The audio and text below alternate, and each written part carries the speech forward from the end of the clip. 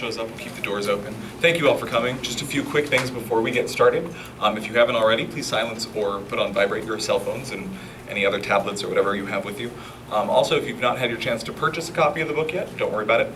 There's books on the table just by the front entrance. You can take them down to the first floor cash registers after the event. You can get it signed. You can get 5 copies signed, 10 copies signed, and pay for them all afterwards. Hollis Lance Liebman has been a fitness magazine editor for Men's Exercise, Exercise for Men's Only, and Natural Bodybuilding and Fitness magazines, as well as contributing writer and photographer for Fitness Mania and Divas magazines. He is the 1995 National Physique Committee Teenage Heavyweight Bodybuilding Champion, former International Federation and Bodybuilders official, writer of 8 feature screenplays, and creator of 1 television show. He has also served as a bodybuilding and fitness competition judge and dabbled in amateur stand-up comedy back when he had hair. Currently a Los Angeles resident, Hollis has worked with some of Hollywood's elite as a personal trainer and with legions of others in pursuit of their physique goals. He lives with his cat Bella, dogs Edward and Oliver, and Lucy, his hairless dog with a mohawk and a Facebook page. Visit her at Lucy Liebman. Peak Physique is his 8th published work and first to be packaged under Liebman Holdings LLC and published by Bloomsbury that fully represents his true artistic vision. Please welcome Hollis Lance Liebman.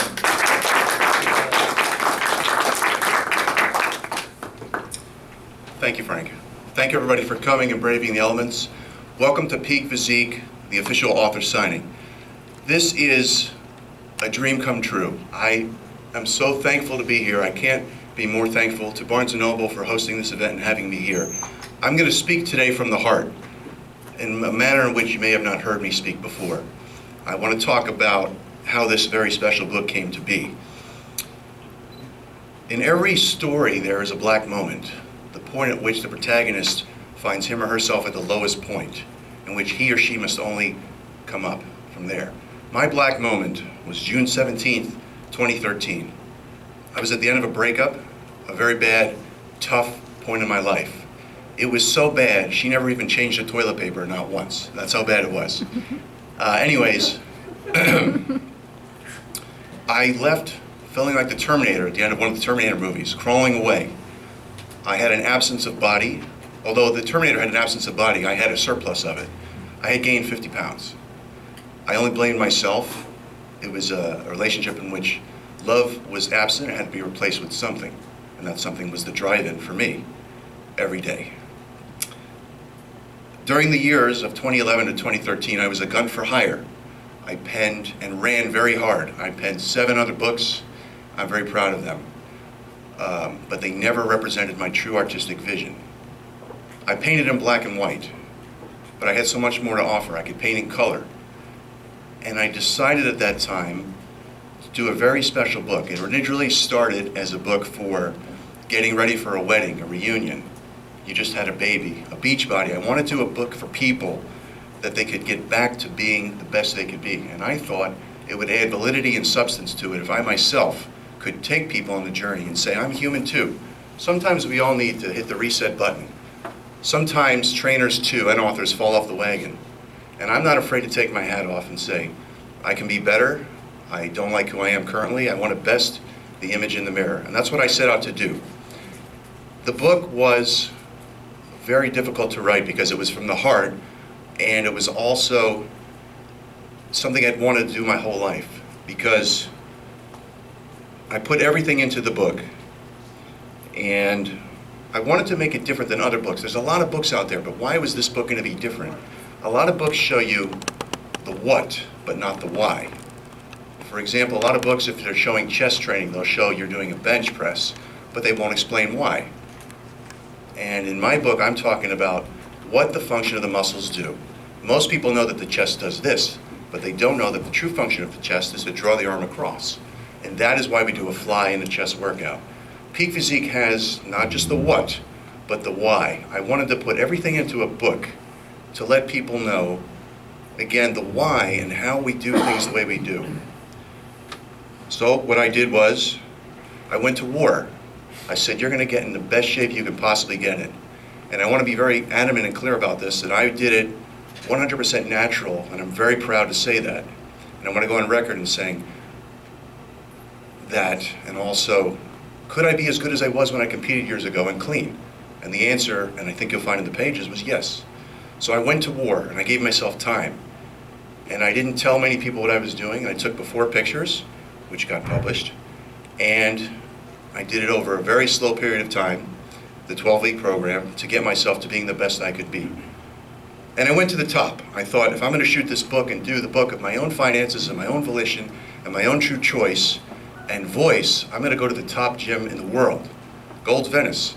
When I was a kid, 13 years old, those are the magazines I would read, and I would see my heroes lifting weights and Mr. Olympia and all this in Gold's Gym Venice. And I thought, life is short, why not try to do something? And I'll contact them and see if they'll let me shoot. So I did. And they said, who are you? And I said, I've written a few books. And they said, well, who are you? And I said, I'm Hollis. And I tried again and again, because I believe in life that's what you have to do. I'm not afraid of failing, and I failed a lot to get to where I am today. But I kept knocking on the door, and they gave me permission. Came the day of the shoot, I assembled a team. I assembled my editor from some of my other books. I assembled my photographer, who was to be at the time my wedding photographer. I know photography because I had the privilege years ago working in the Empire State Building on the 33rd floor for $10 an hour for 3 magazines. And my job was to go and direct photo shoots. And I got to see a lot of photography.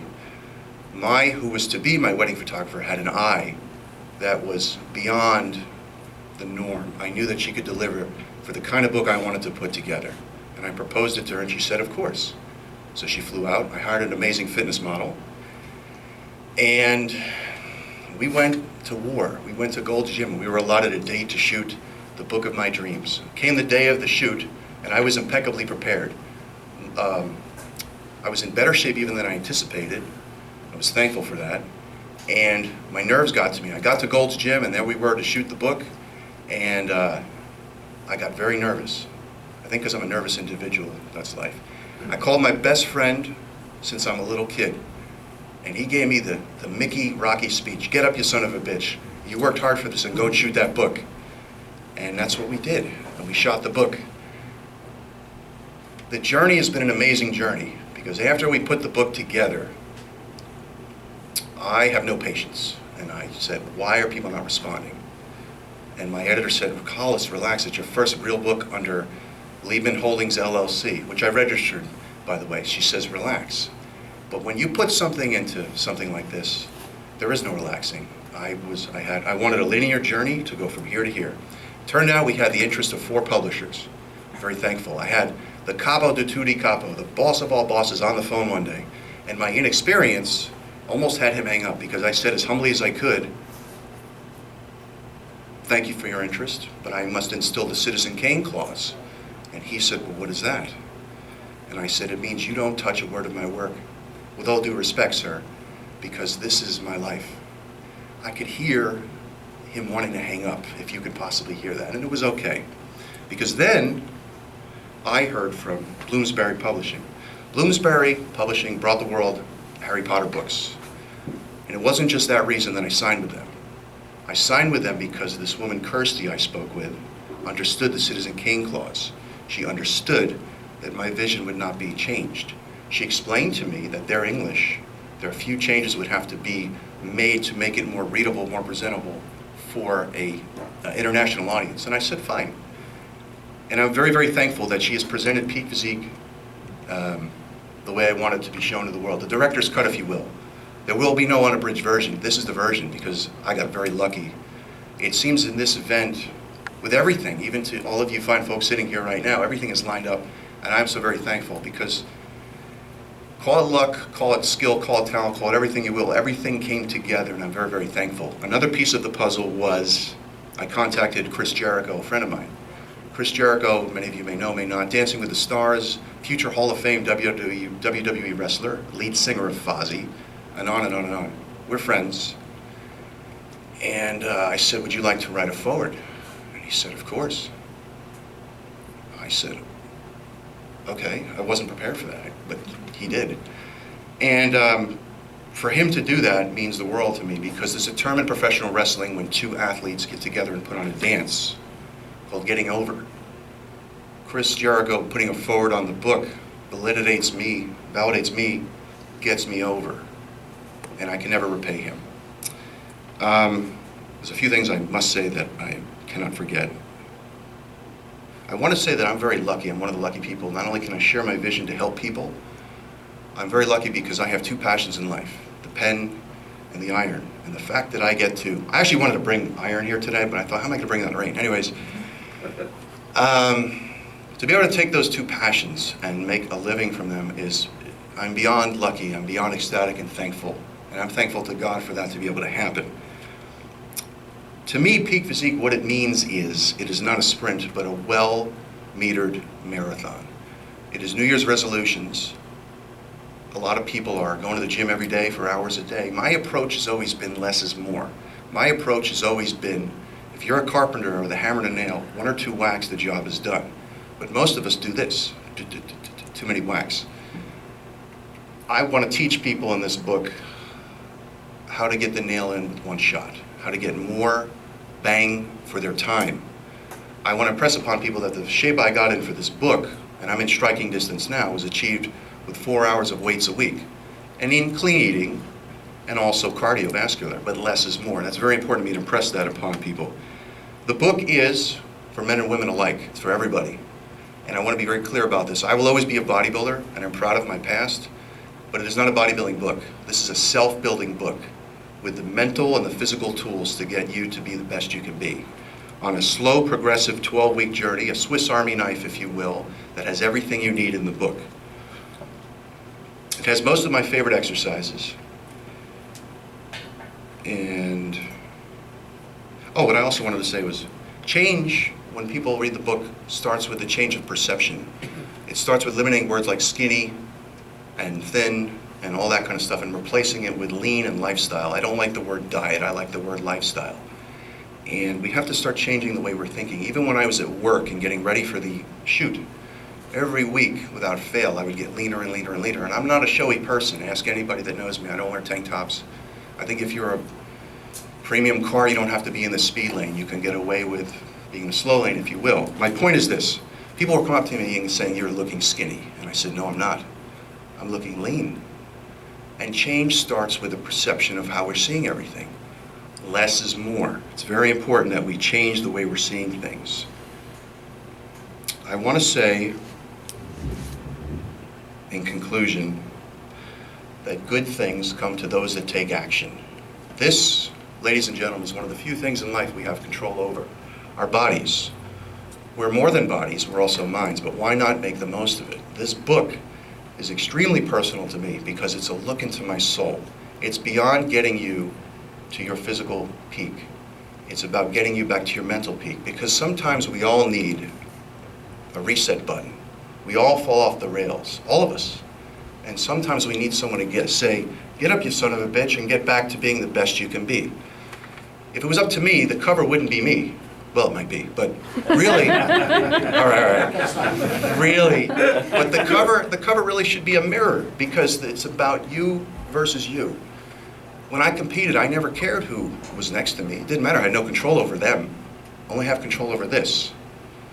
So again, good things come to those that take action. You all, no matter your age, no matter your circumstance, can all make yourselves better, both here, because this is just meat, and here. I have to thank some people. The first person I have to thank is Lisa Purcell, editorial. Lisa, as I mentioned earlier, worked with me on some of my other books. We clicked. I met her in New York. We got along very well. It was a long day on that first shoot. She didn't mind me making fart noises at one of the models. That was, so she got my sense of humor. So anyways, Lisa designed the book, and I said to her, I'd like it to be done in Superman colors. Superman is very important to me. He represents Americana and something to believe in. So she did the book primarily in blue, red, and yellow with some other colors.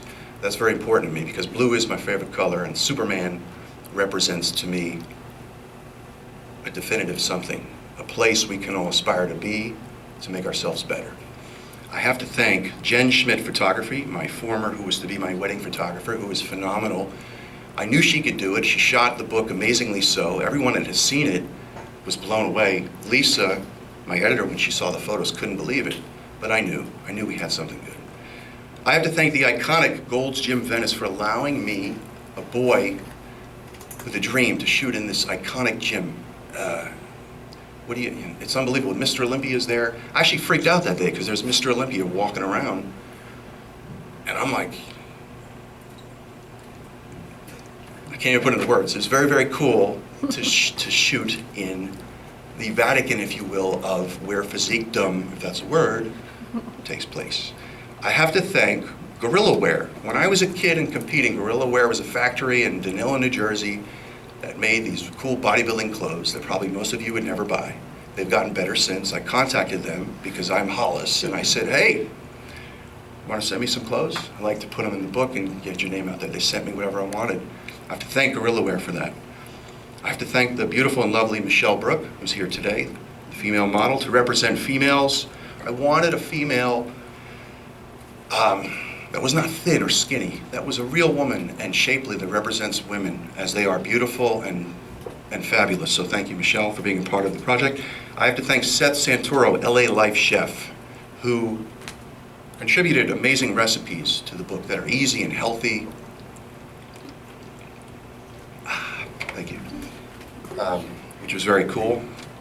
I have to thank Bloomsbury for publishing the book and believing in me, and everybody there, including Deb, Colleen, Henry, Lizzie, and David, but especially Kirsty. I have to thank you because you didn't alter my vision and you believed in the book.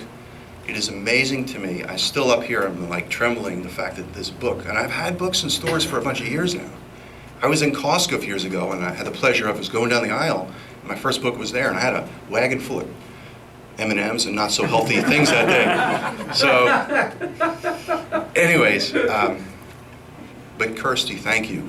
She believed in the vision and everybody fell in love with it, and that's why I went with Bloomsbury. And I have to thank the publishing industry as a whole, and this is not an award I'm accepting today, but it feels like it because this is a dream come true. I have always loved publishing, and I love personal training. I particularly love publishing. There's something magical about taking a pen to paper, putting your thoughts and soul down, and having it published for the share with the world and hopefully to better people. And I'm very thankful to be led into this industry. This is a dream come true. I have to thank a few more people. Teachers, Mrs. Gray, who was my 8th grade teacher, and specifically Mrs. Roxanne Brennan, who was the first person to instill in me that if you want to do something, you do it. It can be done. And that left a very strong impression on me, that if you want something, and this is cliche, if you really want it bad enough, you can get it.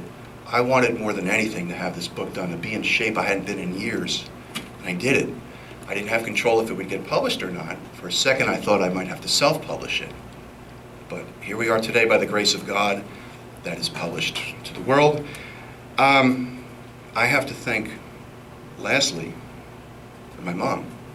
Not because I have to, but because I have to. Because my mom, when I was a kid, bought all the chicken breasts that went on sale at the supermarket, and the guy put his hand in and she said, my son, he's got a show in a few weeks. My mom slept in the car for my first bodybuilding show 20 years ago because her son needed to get a good night's sleep, and she snores. Mom made some sacrifices I can never repay, and I love you, Mom. And that's really all I wanted to say. I also want, well, almost there. I'm an accessible author. I want people to get the most that they can get from this book. You can reach me by email. I'm all about positive change. And that's why we're putting together the hashtag Peak Physique Challenge, to take before and afters and to really change people and give people the tools, I think, in which a lot of people have forgotten. I was in the gym yesterday. People, not only was it busy, which is good, New Year's resolutions, hopefully they'll be here later in the year, but people were going too fast with their repetitions and doing too many sets. I'd like to change that. I'd like to make less is more and have people get the most out of their bodies. Thank you, ladies and gentlemen.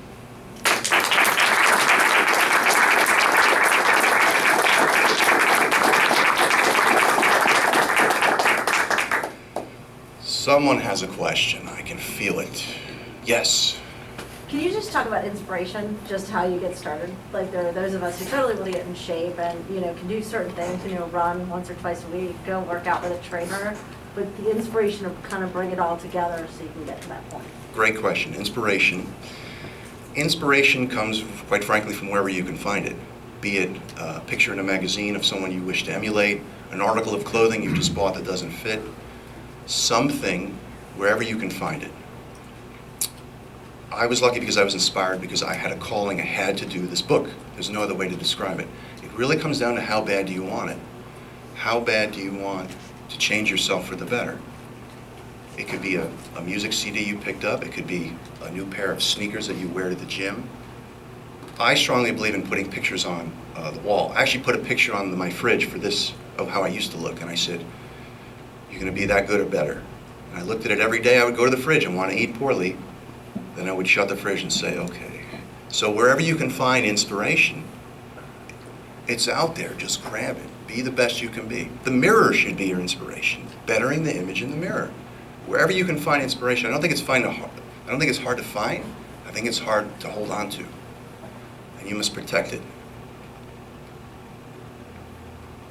Yes? Okay, my question is, because science is discovering a lot more about our bodies, you have the old way of working out where, less, heavier, more weight, less reps for your body, and the burst for to be thinner. But now we have CrossFit and we have all these different types of ways of working out where, maybe you do, rather than 8 to 10 reps, you'll do 12 to 15, or maybe burn out. Like, what do you like better? Like, do you like what we're learning now about how to work out, or is this why I need to buy your book and read it? I think that when I take on new clients, I always ask them just 2 questions: ailments and goals. It all comes down to that. What are you looking to do? I anticipated the CrossFit question. It's very popular today. I also debunked a lot of myths and questions in the book.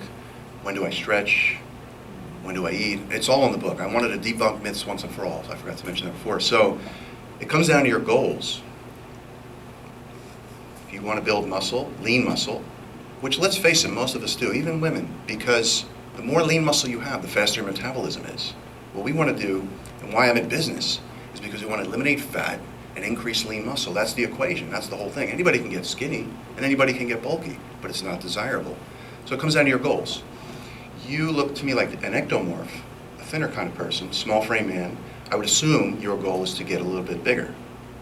So therefore, my answer would be you need not only lower reps, say 6 to 8, and basic exercises, you need food. Where the ectomorph often goes wrong is he or she doesn't eat enough. He or she doesn't eat enough fat because they often switch roads. I want to be bigger, but I got to have abs and I got to be lean. You can't paint the house before you build it. So someone like yourself, I would suggest basic heavy bodybuilding exercises with avocado, nuts, salmon, beef. Things that are going to make muscle stick to you. You should not, my friend, be eating egg white omelets because you'll be ravenous 20 minutes later. And the CrossFit, and I'll talk about that a little bit, I'm all for whatever gets you in the gym. And I'm not saying that my way is the only way. CrossFit is big business today. A lot of people are doing it. It gets people in the gym. It gets people in groups and excited about fitness. Great. I see some injuries. I see reps that are a little bit speedy. I think I might leave my answer at that. Put tension on the muscle. If you're doing something, a pull-up, you're doing like something that looks like a worm dance, something's wrong. So tension on the muscle, good food, 6 to 10 reps for you would be my recommendation. Yes.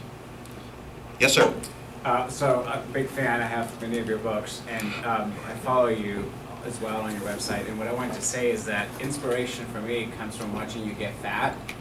And I've seen you just be normal and gain a couple pounds, and then I've seen you lose it, and it really motivates me to get to the gym, because a lot of times when I see guys who look like this or like you, I think, well, sure, they probably have a private chef. They probably have someone who's cooking for them all the time, and it's their job to work out. But I know, watching your pictures, Yes. and watching and listening to your blog and going to your Facebook page, that you let yourself have your cheat days, and I've seen you fat, and I've seen you like this, and that's what motivates me to go back to the gym, because I realize, we connect on that level, the people on the book covers and in the magazines, and I think everybody knows this, is they don't look like that year-round, unless they're genetic freaks. Those photos are taken generally during contest time, where the athlete